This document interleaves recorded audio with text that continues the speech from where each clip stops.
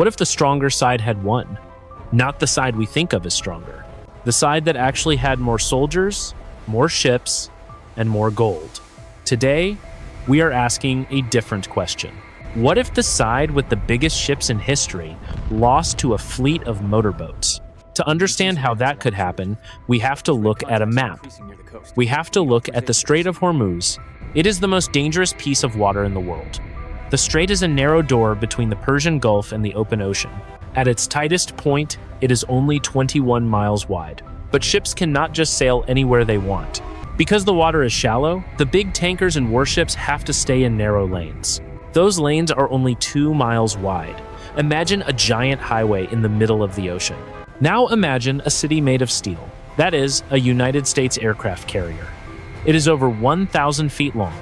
It weighs 100,000 tons. It carries 70 fighter jets and thousands of sailors.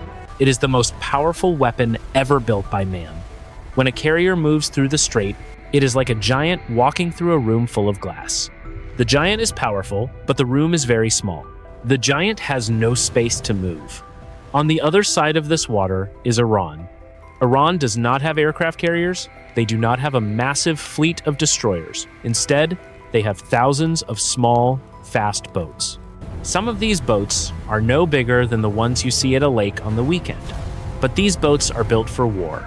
They are painted dark colors to hide in the waves. They are fast, and they are armed with missiles and machine guns. For decades, the United States Navy has watched these boats. Every time a carrier enters the strait, the fast boats come out to meet it. They take pictures of the sailors. Sometimes they get close enough for the Americans to see the faces of the Iranian crews. It is a tense game of cat and mouse. The Navy calls this a swarm. The idea is simple. 1 boat cannot hurt a carrier. 10 boats cannot hurt a carrier. But what happens if there are 100 boats?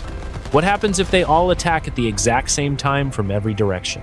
The Navy says their defenses are too good. They have radar that can see for hundreds of miles. They have machine guns that fire thousands of rounds per minute. They have missiles that never miss. They say it is impossible for a small boat to ever get close enough to touch the hull. But in war, the impossible happens all the time. A carrier is a high-value target. It is a symbol of everything the United States represents. If even one small boat reached the side of that ship, the world would change forever. It would prove that a cheap motorboat could defeat a $13 billion ship. It would prove that the giant can be hurt. Today, we are going to look at the scenario that keeps admirals awake at night. We are going to go inside the strait. We are going to watch the radar screens turn red. And we are going to see what happens when the swarm finally breaks through the wall. This is the story of the day the ocean caught fire. The carrier is entering the strait now. It is the story of how the most powerful ship in the world met its match in the narrowest door on Earth. The sun is high, the water is calm, but the horizon is starting to fill with small, dark shapes. The swarm is coming. Every war starts with a signal. Sometimes it is a phone call, sometimes it is a flare in the night sky. In the Strait of Hormuz, it would likely be a single radio burst from a command center hidden in the coastal mountains. On this day, that signal is sent. Suddenly, the calm water around the carrier strike group is not calm anymore. For years, the world has talked about the swarm. But talk is different from reality. The reality is hundreds of engines starting at the exact same moment. They are hidden in small coves. They are parked under camouflage netting along the shoreline. They are even launched from the back of ordinary-looking trucks on the beach. The Iranian fast boats are not impressive by themselves. Most of them are made of fiberglass. They are basically high-speed motorboats with a heavy machine gun or a pair of missiles bolted to the deck. If one of these boats faced a United States destroyer in the open ocean, it would be over in seconds. The destroyer has a gun that can hit a target from 20 miles away. The boat would be a fireball before the crew even saw the American ship. But this is not the open ocean. This is the swarm logic. The logic of the swarm is that numbers matter more than power. Think about a beehive. A human is much bigger than a bee. A human is much stronger than a bee. But if 1,000 bees attack at once, the human cannot stop them all. The human has 2 hands. The bees have 1,000 stings. The United States Navy is the most advanced force in history. Their ships use a system called Aegis. It is a computer brain that connects every radar and every weapon on every ship in the fleet. It can track hundreds of targets at once. It can decide which target is the most dangerous and tell a gun to fire at it automatically. It is supposed to be a perfect shield. But even a perfect shield has a limit. Computers have a maximum amount of data they can process before they slow down. Human beings have a limit to how much stress they can take before they make a mistake. The swarm is designed to find that limit.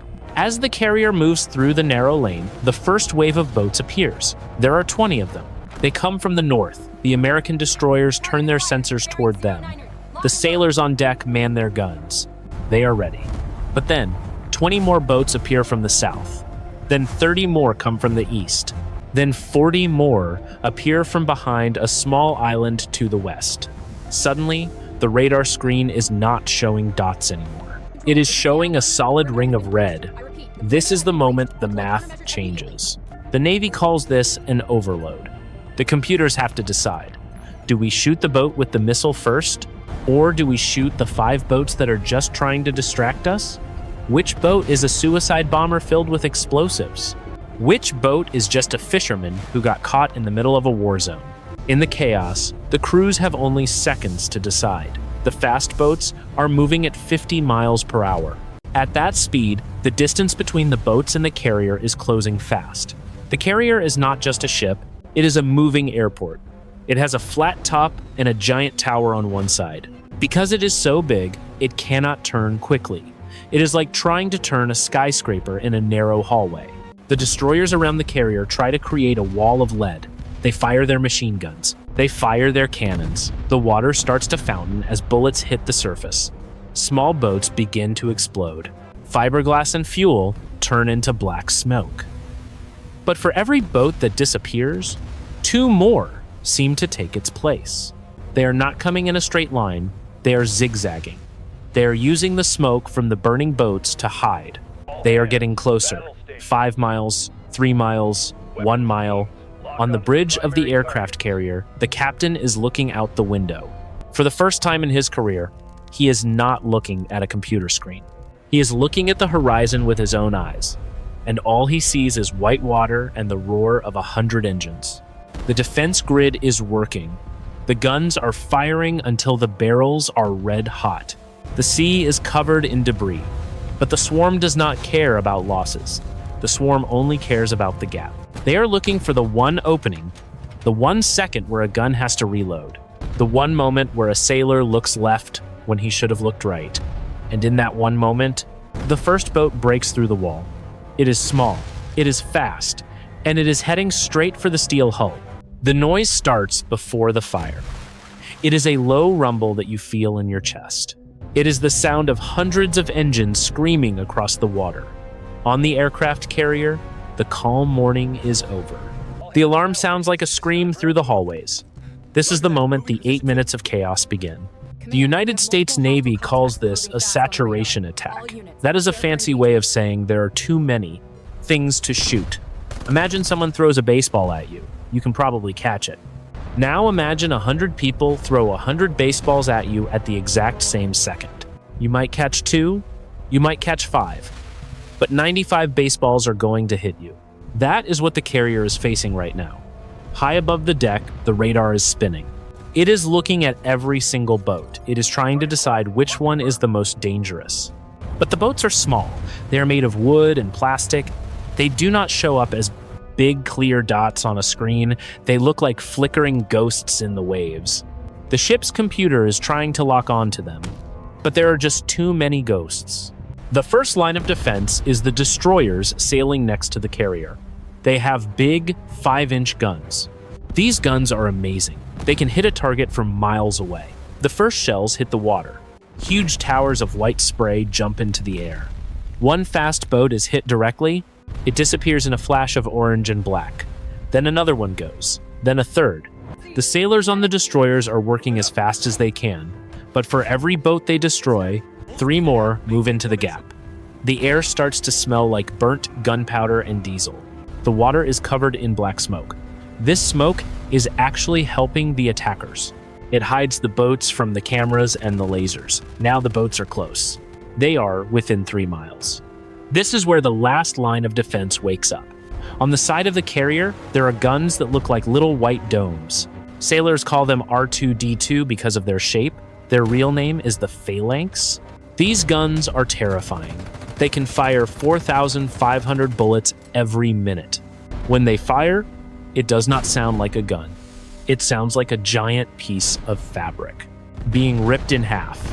The phalanx starts to spray the ocean with lead. It is a wall of metal.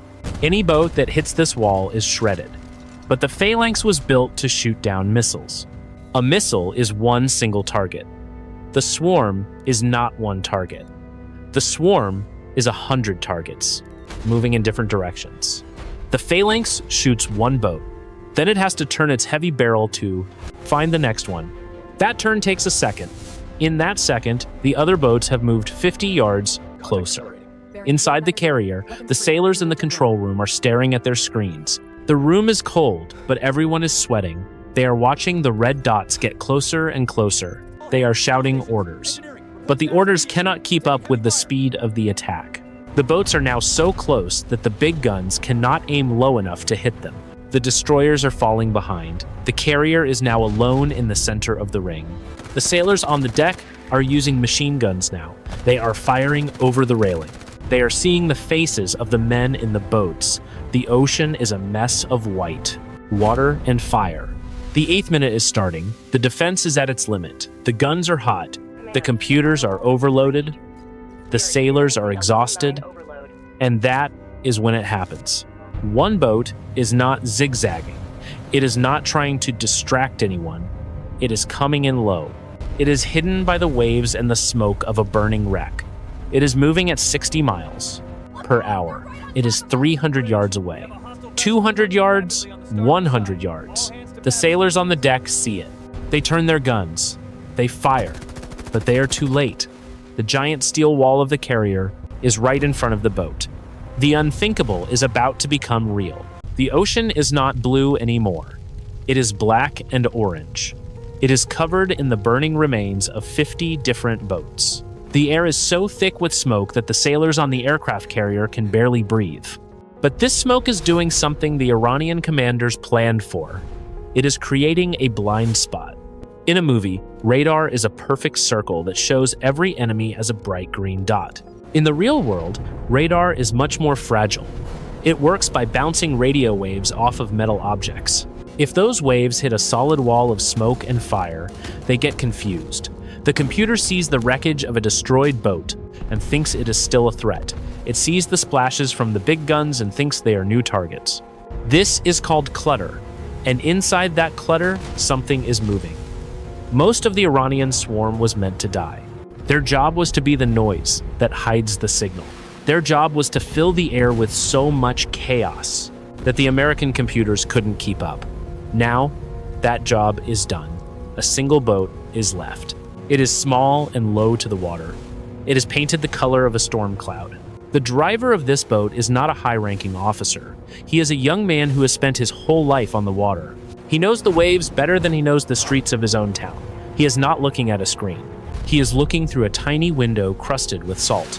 He is staying behind the pillar of black smoke rising from a burning wreck. Every time the carrier's big guns fire, he feels the pressure wave in his teeth. But he does not turn away. He is moving at 60 miles per hour. At that speed, the water feels as hard as concrete. If he hits a piece of debris, his boat will shatter. But he has found the gap. Every weapon system has a minimum range. This is the distance where a gun or a missile becomes useless because it cannot point low enough. Imagine trying to hit a mouse that is running between your feet with a long broomstick. The broomstick is powerful, but it is too long to hit something that close. The aircraft carrier is a giant. Its guns are mounted high up on the sides of the ship. They are designed to shoot at planes in the sky, or boats a mile away. But once a boat gets within a few hundred yards, it enters the dead zone. The guns simply cannot tilt down far enough to see it. The boat is now so close that it is underneath the defense. The sailor on the deck with the machine gun is the only person who can stop it now. He is screaming into his radio. He is trying to tell the bridge that there is a boat right there. But the radio is full of 100 other people screaming the same thing. The sailor aims his weapon. He fires a burst of bullets. He sees them hitting the water just behind the boat. The boat is too fast. It is bobbing and weaving in the wake of the giant ship. The sailor reloads. His hands are shaking. He has spent his whole life being told that this ship is a fortress. He was told that nothing could ever touch the hull. But the boat is now only 50 yards away. It is so close he can see the registration numbers on the side. He can see the white water spraying off the bow. Inside the boat, the driver locks the steering wheel. He has done his part. He has brought the sting to the giant. The side of the carrier looks like a steel mountain. It is a wall of gray metal that goes up forever. There is no more room to turn. There is no more time to shoot. The boat hits the water one last time and leaps forward. The sailor on the deck closes his eyes. The silence of the ocean is about to be broken by the sound of $13 billion meeting its match. It happens in a heartbeat. The boat does not just hit the ship and bounce off. It is not like a car crash on a highway. This boat is a weapon. It is a floating bomb designed to do one thing. It is designed to turn speed and fire into a single point of pressure. When the fiberglass bow touches the gray steel of the carrier, the world explodes. The sound is not a bang. It is a deep, low roar that travels through the water and the air at the same time. It is the sound of metal being torn like a piece of paper. Inside the ship, the sailors feel the floor jump beneath their feet. Some people are thrown against the walls. In the lower decks, where it is usually quiet and dark, the noise is terrifying. It sounds like a giant hammer hitting a hollow pipe. The lights flicker. For a second, there is total darkness. Then, the emergency lights come on. They are red. They cast a bloody glow over the hallways. The air starts to smell like salt water and burnt chemicals. The boat did not just scratch the paint. It punched a hole through the side of the ship. The hull of a United States aircraft carrier is made of the strongest steel in the world. It is built to survive torpedoes and mines, but it is not built to survive a high-speed explosion. At the waterline, the force of the blast pushes the steel inward. It creates a gap where there should be a wall. And the ocean is waiting. The Persian Gulf is warm and salty. The moment the hole opens, the water rushes in. It is moving with the weight of the entire sea behind it.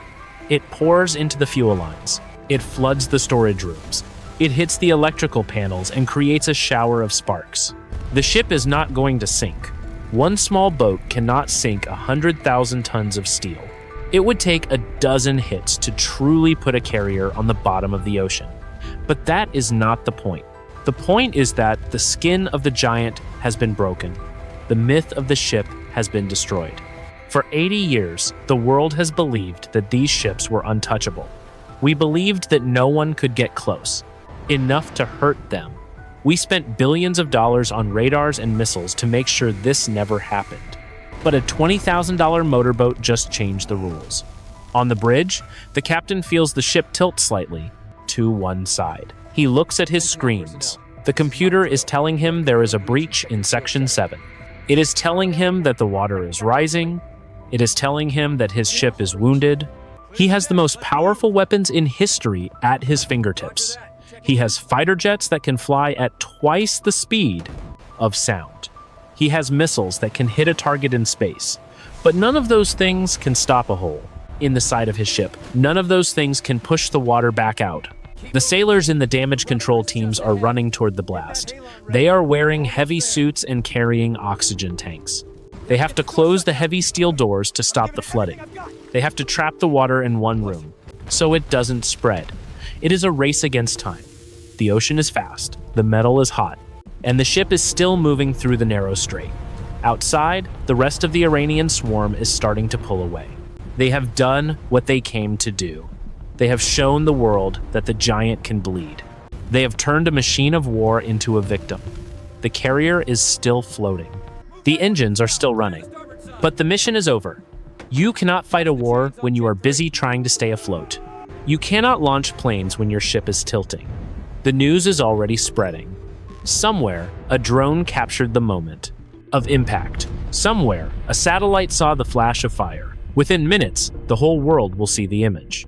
The image of a small boat sitting against the side of a supercarrier, the image of smoke rising from the pride of the United States Navy. This is the contact. This is the moment the era of the aircraft carrier began to end. Because if one boat can do it, anyone can. The smoke from the explosion hasn't even cleared yet, but the news has already traveled around the world. A single video from a drone is playing on every television and every phone on Earth. It shows the fire. It shows the hole in the side of the most powerful ship ever built. And it shows the American flag covered in soot. This moment is a disaster for the Navy. But for the rest of the world, it is something else. It is an economic heart attack. To understand why, you have to look at how the world actually works. Most of our things come to us on ships. The oil that runs our cars, the plastic for our toys, the parts for our computers. And almost all of that oil travels through the Strait of Hormuz. The companies that own these ships are not warriors. They are businesses. And businesses hate risk. Before a ship leaves a harbor, it has to be insured. If the ship sinks or gets captured, the insurance company pays for it. Usually, this is just a normal cost of doing business. But the moment that boat hit the carrier, the math changed. Insurance companies use something called a war risk premium.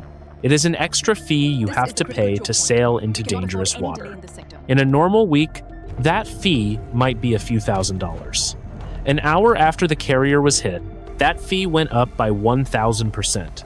By the end of the day, some insurance companies stopped selling it at all. They called the Strait of Hormuz a total loss zone. That means if your ship goes in there, they assume it will not come out.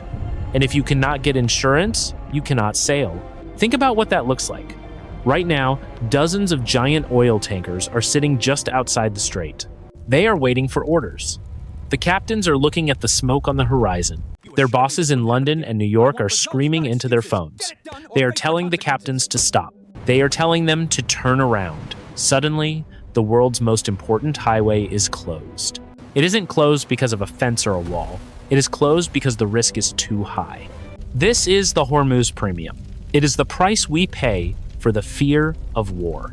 When the oil stops moving, the price of gas starts to climb. It doesn't happen in weeks. It happens in hours. Computer programs that trade oil see the news and start buying everything they can.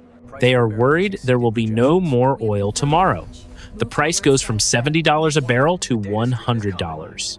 Then $150. Then $200. This has happened before, but never like this. Usually, when there is a fight in the Gulf, people think the United States will win quickly.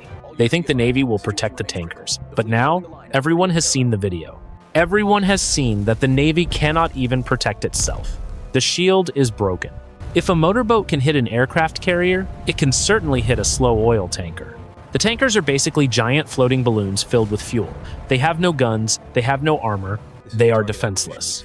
The shipping companies realize that the United States cannot guarantee their safety anymore. This is the real victory for the swarm. They didn't have to sink the carrier. They just had to prove that the water is not safe. By wounding one ship, they have paralyzed the entire global economy. In cities thousands of miles away, people are starting to panic. They see the gas prices changing on the signs at the station. They see the stock market crashing. They don't know anything about naval warfare. They don't know where the Strait of Hormuz is. But they know that something has gone very wrong. The carrier is still floating, but the world is already paying the bill.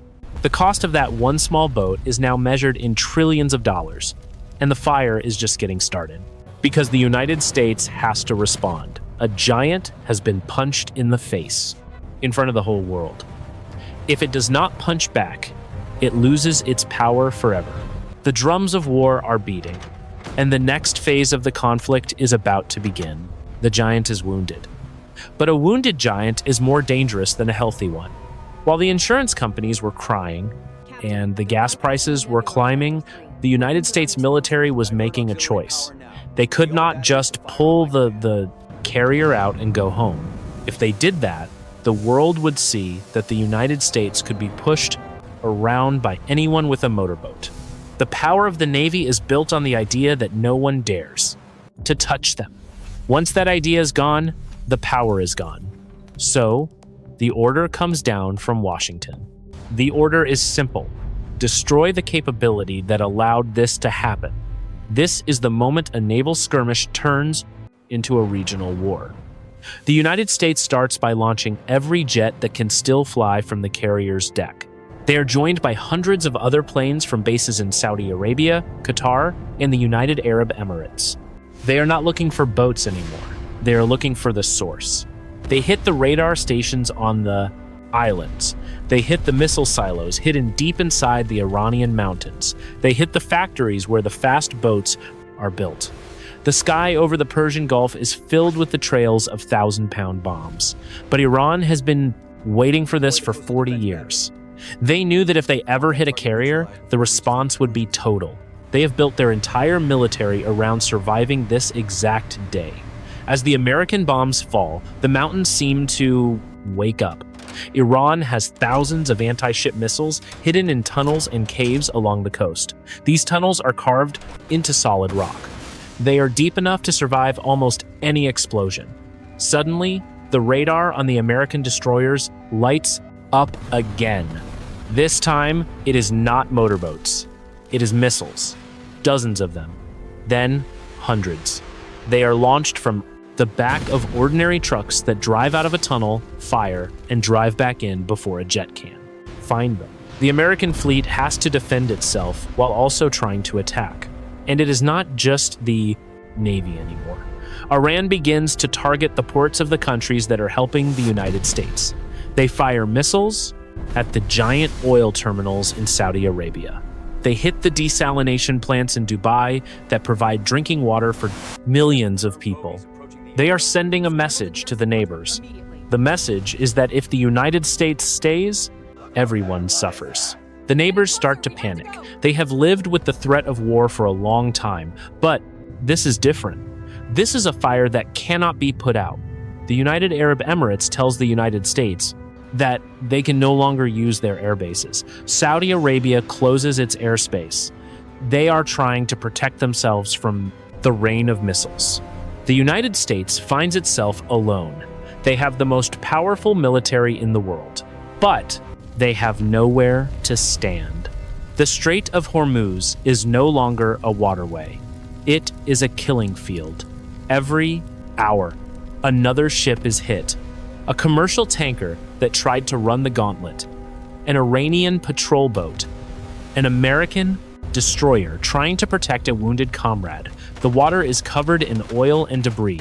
The smoke is so thick that it can be seen from space. This is what military experts call a war of attrition. It is a contest to see who can lose the most and keep fighting. The United States has more money and more technology, but Iran is fighting in its own backyard. They are willing to lose every boat they own if it means the Americans leave. They are willing to watch their cities burn if it means the giant goes home. And on the aircraft carrier, the sailors are exhausted. They have been fighting for days without sleep. They are surrounded by enemies they cannot see. They are watching their fuel and their food run low.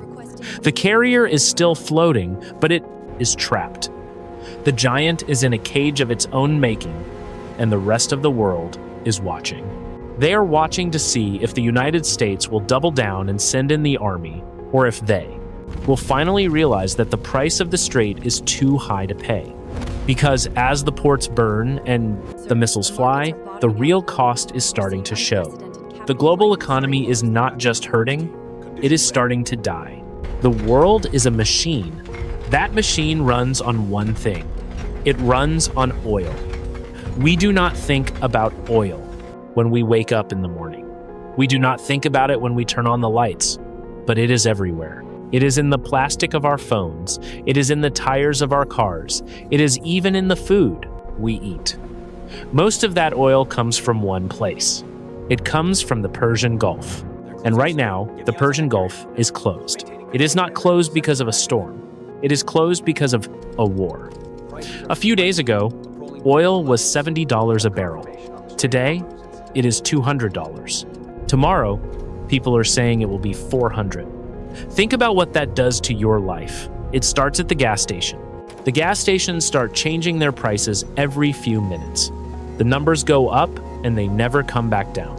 People start to wait in long lines. The lines go around the block. Then they go through the center of town. Eventually, the gas stations run out of fuel entirely.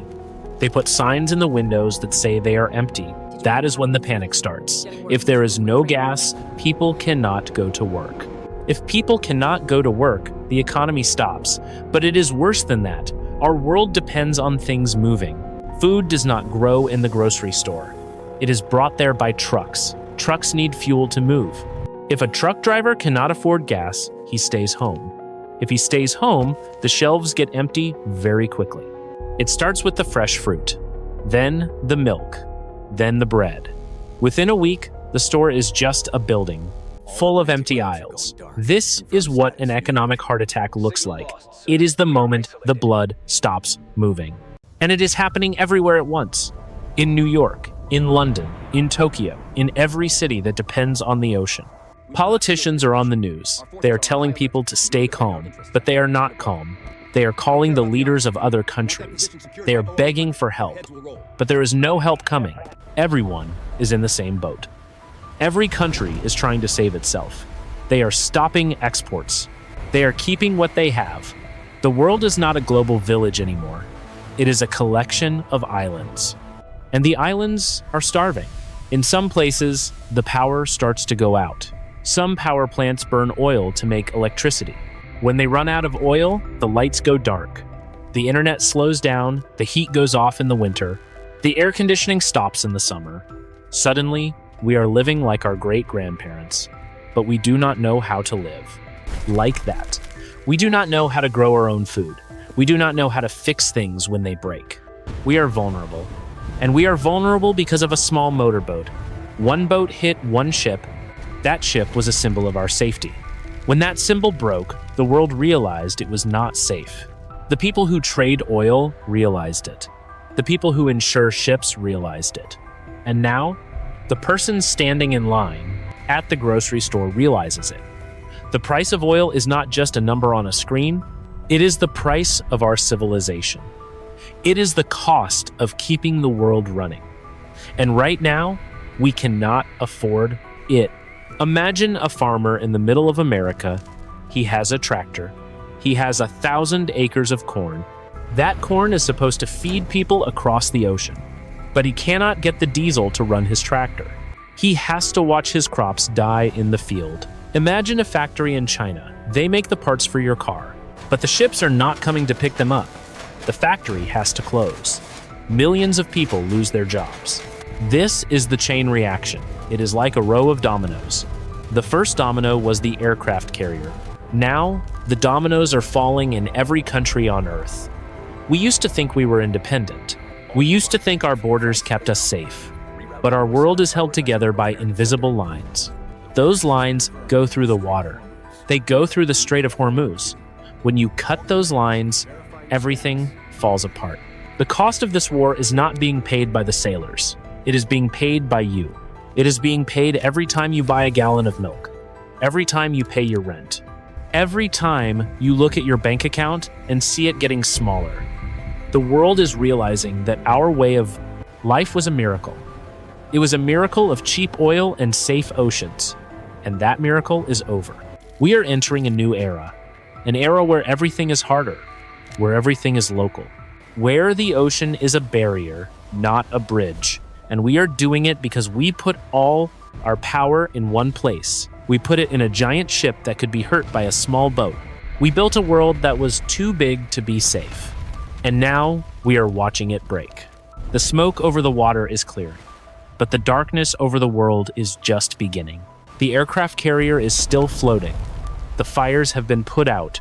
The hole in the side has been patched with steel and prayers. But the ship is not a weapon anymore. It is a monument to a way of war that died in the Strait of Hormuz. For 80 years, the aircraft carrier was the undisputed king of the ocean. If a country had a carrier, they were a superpower.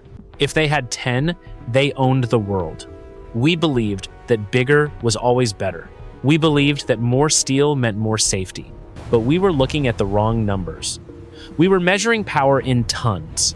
The motorboat taught us to measure it in cost. It cost $13 billion to build a single supercarrier. It costs billions more to build the destroyers that protect it. It costs millions of dollars every single day just to keep the lights on and the sailors fed. And it was almost defeated by a boat that costs less than a used car. This is the math that killed the giant. Military leaders around the world are looking at the video of the smoke. They are realizing that they cannot afford to play this game anymore. You cannot win a war if your enemy can trade. A $20,000 boat for a $13 billion ship. Even if you destroy 100 boats for every ship you lose, you still go bankrupt. The giant did not die because it was weak. The giant died because it was too expensive to ever use in a real fight. This is the moment the world shifts toward the cloud fleet. Imagine a fleet that does not have a center. Imagine 1,000 small, unmanned boats and drones spread out over hundreds of miles. Some of them carry missiles. Some of them carry cameras. Some of them are just decoys, meant to be shot at. They are all connected by a digital brain. If you destroy one, the fleet does not care. If you destroy 10, the fleet just moves a little bit to fill the gap. There is no captain to kill. There is no bridge to blow up. There is no single hull that can be broken to stop the mission. This is the Cloud Fleet. It is a swarm that is smart. It is a weapon that is everywhere and nowhere at the same time. For decades, we thought the future of war was about stealth jets and laser beams. We thought it was about making our giants even bigger and even more high-tech. But the future turned out to look like the past. It looks like 100 small things working together. The era of the supercarrier is ending the same way the era of the knight ended. The knight had the best armor and the best horse and the best sword. He was a giant on the battlefield. But then the common soldier got a gun. The gun was cheap. The gun did not require a lifetime of training, and the gun could punch through the knight's armor from 100 yards away. The knight did not disappear overnight. People still wore armor for a long time, but the power was gone. The same thing is happening now. The United States might still build carriers for a few more years. Other countries might try to finish the ones they started, but they will be symbols, not tools. They will be targets, not fortresses. The world is moving on. The ocean belongs to the swarm now. It belongs to the small, the cheap, and the many. We are watching the long shadow of the giant disappear. We are seeing a new kind of power emerge from the water. It is a power that does not need a 1,000-foot runway or 5,000 sailors. It is a power that is decentralized. It is a power that is built for a world that is too dangerous for giants. The story of the carrier is a story of a world that thought it was safe. The story of the Cloud Fleet is the story of a world that knows it isn't. And that is a world we are only beginning to understand. One part remains. One final look at what we learned from the day the ocean caught fire. The lessons are simple, but they will change the next 1,000 years of history. The fire in the strait has finally burned out. The carrier has been towed back to a harbor that is quiet and dark. The world is trying to pick up the pieces of an economy that shattered in a single afternoon. But we cannot go back to the way things were. The day the fast boat hit the hull changed the path of human history. It was not just a military defeat. It was a lesson for every person on Earth. And there are 4 things we must understand about what happened. The first lesson is about the danger of putting all your power in one place.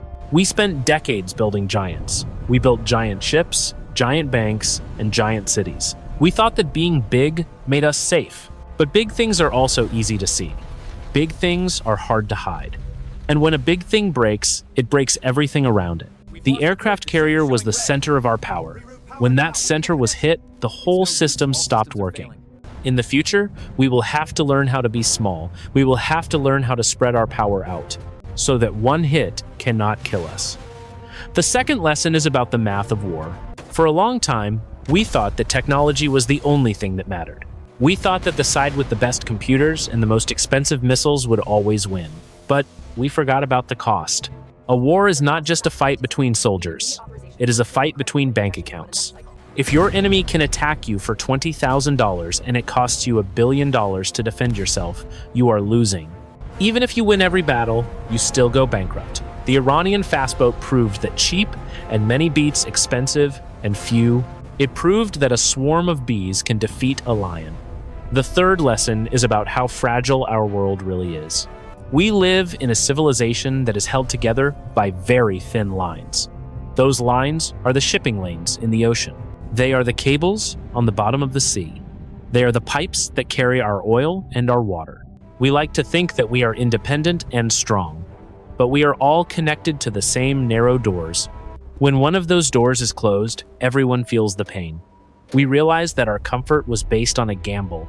We gambled that the ocean would always be safe. We gambled that the lines would never be cut. We lost that gamble. Now, we have to build a world that can survive even when the doors are closed. The final lesson is about the nature of power itself. Power is not just about having the biggest deck-mounted turret. Power is about having people believe that you are untouchable.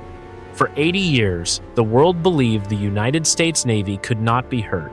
That belief kept the peace. It kept the ships moving. It kept the world running. But once that belief is gone, it can never be put back together. The world saw the giant bleed. They saw that the most expensive weapon in history could be humbled by a motorboat. And once you see that, you can never unsee it. The world is a different place now. It is a place where the giants have fallen and the swarms have risen. It is a place where we have to be smarter, faster, and more careful than ever before. We learned these lessons the hard way. We learned them in the smoke and the fire of the Persian Gulf. But if we listen to them, we might be able to build something better. We might be able to build a world that does not depend on a single ship or a single door. The era of the giant is over. The era of the swarm has begun. This is a hypothetical scenario based on the historical record and military analysis. Real outcomes would depend on factors no model can predict.